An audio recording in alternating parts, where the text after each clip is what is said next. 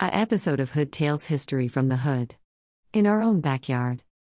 Via hashtag Hid Story, hashtag Hood History, hashtag Hood Tales, hashtag Backyard Hid Story, hashtag Hood Hid Story, hashtag Hid Story in plain sight. Jackson owes almost 200 years' worth of growth and success to something many people wouldn't suspect: prisons.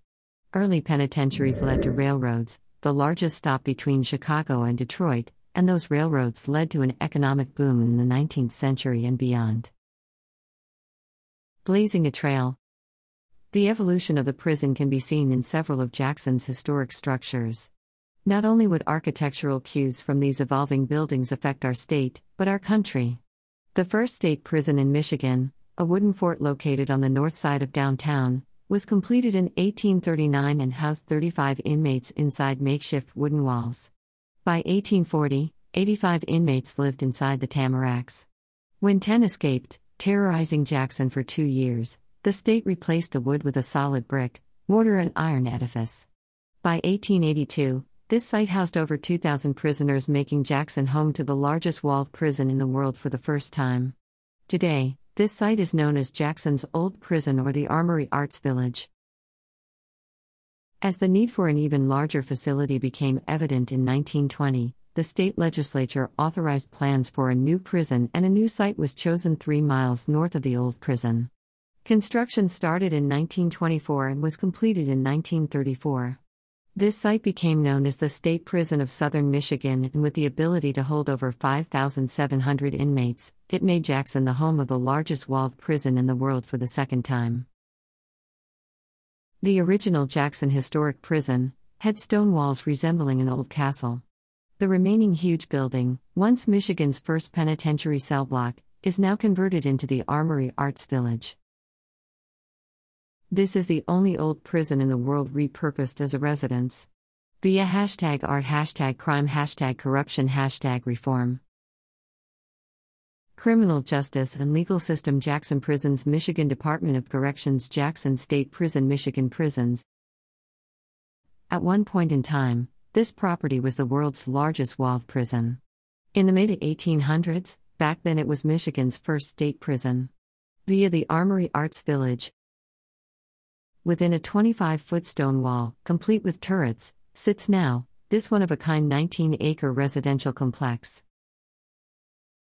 This Jackson artist community was featured in MSN's slideshow of 10 of the world's most unusual apartments in 2010. Related to Peek Through Time, Jackson Prison was a city within a city. By Minetta Haar, Jackson Citizen Patriot. Citizen Patriot File Photo: Michigan's first state prison sat along Mechanic Street from 1838 to 1934. By 1882, it was the largest walled prison in the world.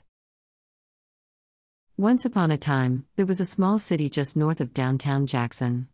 Railroad cars stopped there, the streets were made of brick, houses dotted the perimeter, and a hospital and shops made everything from furniture to pottery. The city on Mechanic Street closed in 1934, as most of the population was relocated even farther north of town to 4000 Cooper Street. Older residents and visitors to Jackson know this isn't make-believe. They and the relatives of family members who worked at the Jackson prison and have heard the stories know it to be a real place, and occasionally a brutal one. For instance, John Morris, the warden from 1870 to 1875, was prosecuted for his brutality to prisoners. The assistant warden, 33 inmates, firefighters, doctors, and seemingly anyone else involved in prison life testified at his trial. Morris had a wonderful demeanor to the outside world, but inside the prison, he became a monster. Morris once had a prisoner whipped 63 times. Another, who had suffered an injury to an arm during the Civil War, was tied against a wall with wet leather bands at the wrists and ankles. By the time the bands had dried and the man was untied, his arm was so severely injured it had to be amputated. There was also night keeper John H. Purvis, whose published journal brings to life the incorrigible inmates, as well as those who simply were in the wrong place at the wrong time. Purvis also tells stories of Chaplain Albert M. Ewart, who taught prisoners painting, poetry, and other kinds of writing in what he called a progressive club. He also caused great controversy when he took 24 inmates dressed in suits and ties to his home for a Thanksgiving dinner. That's nothing compared to Harry Jackson, the last warden at the old prison and first one at the new facility, who took a group of inmates to a brothel on Pearl Street before they were moved to their new home. These and many other stories are what bring the old prison to life when Judy Gale Crosno leads tours through the building. She spent months researching in Jackson and Lansing and continues to learn more through books or letters, as well as photographs passed along by friends and family of former guards or employees. Jo Ellis Smith, the daughter of the prison farm manager from 1917 to 1947, has given Crosno photos of the facility, as well as first-hand knowledge because she grew up in a house on its perimeter. Another woman told Crosno about her 7-foot-tall grandfather, who worked as a guard and was part of the 1912 riot. His thumb was bitten off by a prisoner with syphilis. He contracted the disease and died from it. Ewart was the last chaplain at the old prison, and his granddaughter, Catherine Ewart Benson, donated his papers to the Lansing Historical Society. Ewart asked inmates to write about specific topics, what they could do to better their lives while a prisoner, what they felt about the crimes they committed and what would it take for them to be productive citizens again. Ewart's wife would regularly bake cookies for him to pass out to inmates, and his son would drive a handful of prisoners into Jackson to play in various weekend bands. Back then, inmates also worked outside on prison farms, did domestic work in the terrace houses lining the outside of the prison walls, and played baseball against the town team, with spectators sitting on blankets and having picnics on the prison grounds. The prison opened in 1838 and was closed in 1934 because there were 3,840 prisoners, too many for the facility to handle despite the many additional cell blocks that were added through the years. By 1882, it was the largest walled prison in the world and a quarter the size of Jackson in terms of population.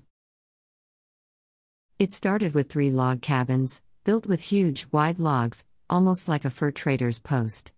Just 2 years after it opened, on a foggy night June 1, 1840, 10 of the 85 inmates dug their way out of the cabins and escaped. The fugitives terrorized the community, robbing banks and becoming known as the Jackson Robber Gang. It took 2 years to finally capture 8 of them in what was called the Oak Forest, now known as Spring Arbor Road. 1 man had been shot in the leg. The other 2 were never found. The main prison, now the Gallery of Armory Arts Village, had 4 stories with 300 cells. There was no heat, electricity or plumbing. Men had a honey bucket in their cell that was emptied once every 24 hours. They bathed twice a month and had their laundry washed twice a month. At first they wore black and white striped uniforms, but those proved too costly, so men wore clothing and shoes donated by the community. Prisoners weren't ever allowed to talk to one another, and gradually they whistled as a means of communication. When the prison brass caught on, that, too, was outlawed. The administration building was designed by Elijah E. Myers, the same Illinois architect picked in 1872 to design the Michigan Capitol, actually the 3rd Capitol building in Michigan history. Through the years, factories were added to the prison grounds, and all the men worked in one of them or were marched into town to work at a factory. Prisoners at the Jackson Carriage Company earned 33.5 cents a day, 28 cents going to the government. After it closed, the old prison was later used by the National Guard. Today the building is filled with creativity, as mainly artists rent apartments in the spacious facility or have studios there.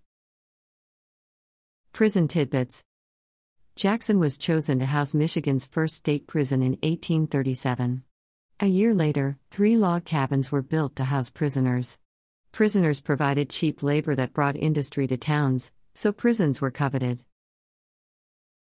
Capital punishment was abolished in Michigan in 1846, but those prisoners who were sentenced to die were told they had to spend the rest of their lives in unlit solitary cells in the basements of 3 buildings. In 1902, this confinement ended, and the term lifer was used to describe inmates serving life sentences. The old prison's West Wing, West End Wing and complete West Building were added in 1861 during the Civil War and almost immediately overcrowded. In 1882, the Administration Building, East Wing and East End Wing with a stone wall with guard towers were completed, making Michigan's first state prison the largest walled prison in the world. An intricate labyrinth of tunnels connected prison buildings. Guards used them to reach their watchtowers. Sometimes, prisoners were taken through the tunnels to the yellow cottages that lined the outside of the huge wall around the prison. People who worked at the prison lived in the cottages, and inmates cleaned, ironed, laundered, and did other household chores there. A huge riot broke out in 1912 over prisoners who were forced to follow a code of silence and not talk in the prison. It lasted 6 days. Townsfolk brought baskets of food, chairs, and tents, and camped out around the prison wall to hear what was happening. The National Guard was finally called in to put a stop to the riot, and the 90 inmates leading it were all beaten. In 1924, the pea soup riot took place because the inmates couldn't tolerate the inedible peas and beans served for lunch and dinner. Albert M. Ewart was hired as a chaplain in the early 1930s, and he reached souls in many ways, religion as well as through the arts. The inmates broadcast a Sunday morning radio program, and a prison jazz and barbershop quartet became so popular they both were hired on weekends to perform at weddings and parties and in restaurants and nightclubs. In 1928, construction of the new facility at 4000 Cooper Street began. The last of the inmates were moved to the new facility in 1935. The old prison was empty until it was used as an armory during World War II, Vietnam, and the Gulf War eras. A old map of Wayne County #Michigan, 1860. 1889, last stagecoach holdup in Michigan. #Michigan. Did you know? These 5 creepy asylums in Michigan from the state's past are quite disturbing. By Serena Maria Daniels. 2. Eloise Asylum, Westland. Explore the tunnels underneath this asylum. Also known as the Wayne County Infirmary, Psychiatric, and General Hospital Complex, this once sprawling asylum served the invalid and mentally ill for more than 150 years. Abandoned in the 70s, the facility remained a spooky oddity for thrill-seeking teens, where it was said that discarded medical waste and even human bodies remained. The place has since been razed and turned into a golf course. Check out a paranormal investigation of the Eloise Asylum via #The Potter's House, #The Potter's Field, #Train Tunnels, #House of Digs, #Butler Cemetery, #William Ganong Cemetery, #Henry Ruff RD, #Westland, #Michigan, #Wayne County, #Chicago Road, #Michigan Avenue. Among the most significant plants introduced by the indigenous people to the colonists of North America was tobacco. The wealth Spain acquired from their colonies and the enslavement and sale of indigenous people encouraged England to establish their own presence in the New World. The first 2 colonies, Popham and Roanoke Colony, failed, but the third, Jamestown, founded in Virginia in 1607 CE, succeeded.